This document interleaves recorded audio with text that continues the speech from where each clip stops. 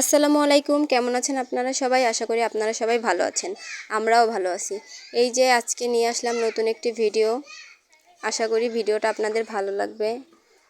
এই যে এখন ডিম সেদ্ধ দিচ্ছি, কারণ আজকে আমাদের বাসায় কিছু মেহমান আসবে, তাই তো এই জন্য অনেকগুলো ডিম সিদ্ধ দিচ্ছি। যদিও এই ছোটো হাঁড়িতে এত ডিম হবে না, তারপরও আরেকটা হাঁড়িতে দিয়ে দেব। এই যে এখন চালটা ভেজে নিচ্ছে, যেহেতু আজকে বিরিয়ানি রান্না হবে আর হচ্ছে ডিম ভুনা। তো এই যে চালটা ভেজে নিচ্ছি আমি।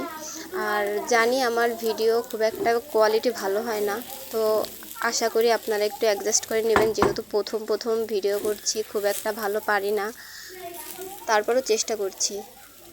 তো ভালো লাগলে প্লিজ পাশে থাকবেন। আর এই যে আমার চাল ভাজা হয়ে গেছে, আর এইখানে এখন মুরগির মাংসটাও রান্না করে নেব। এই জন্য এই যে মশলা কষাচ্ছি। মাটির চুলা রান্না করার কারণ হচ্ছে গ্যাসে প্রচুর খরচ হয়ে যাবে, আর মাও রাগারাগি করতেছিল, তার জন্য মাটির চুলায় রান্না করতেছি। আর মাটির চুলায় রান্না করার স্বাদই আলাদা, আমাদের তো মাটির চুলায় রান্না খেতে খুব ভালো লাগে। এই যে এখানে মুরগির মাংসটা ম্যারিনেট করা ছিল, এটা এখন দিয়ে দেব। কি ভয়েস দিব আসলে বুঝে পাচ্ছি না, যাই হোক একটু অ্যাডজাস্ট করে নেবেন। এই যে মুরগির মাংসটা দিয়ে এবার ভালোভাবে কষিয়ে নেব, আর ততক্ষণ আপনাদের সাথে কিছু কথা শেয়ার করি।